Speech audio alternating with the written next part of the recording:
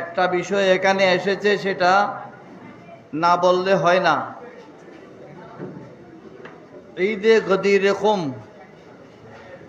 ঈদে গদির খুমের ব্যাপারে আমরা একটা সবিস্তার বক্তব্য দেব। এতে আপনারা জানবেন এটা শিয়াদের সৃষ্ট একটা অপকর্ম। নাউজুবিল্লাহ বলেন।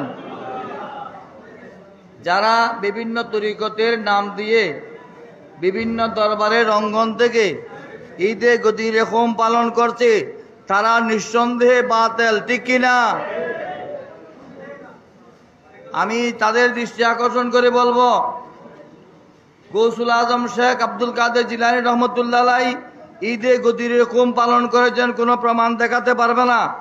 খাজা গরিব নওয়াজ রহমতুল্লাহ আলাইহি এই ধরনের কোনো অনুষ্ঠান করেননি।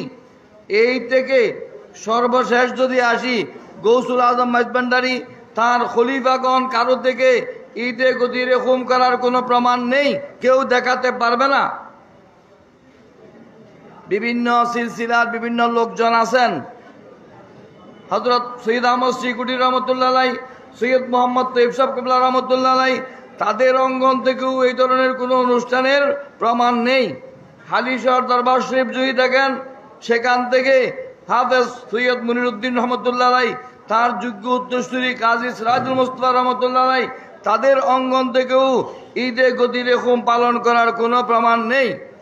যদি কেউ মাইজভান্ডারী দাবি করে, ঈদে গদির খুম পালন করে, এরা মাইজভান্ডারের কলঙ্ক, ঠিক কিনা? আমি মাইজভান্ডার দরবার শরীফের আওলাদদের, খলিফাগণের দরবারদের দৃষ্টি আকর্ষণ করব, আপনারা তাদেরকে চিহ্নিত করুন, যেন আমাদেরকে সুন্নি অঙ্গনের লোকেরা এবং বাতিলেরা শিয়া বলে অপবাদ দিতে না পারে। এই ব্যাপারে মাইজভান্ডার দরবার শরীফ এবং তাদের খলিফাদের দরবারগুলো থেকে ঈদে গদির খুম একটা ভ্রান্তি, শিয়াদের সৃষ্ট এই অপকর্ম থেকে মানুষকে যেন তারা সতর্ক করেন। আমি আজকের আহলে সুন্নাত ওয়াল জামাতের এই মজলিস থেকে তাদের দৃষ্টি আকর্ষণ করছি। আপনারা একমত আছেন?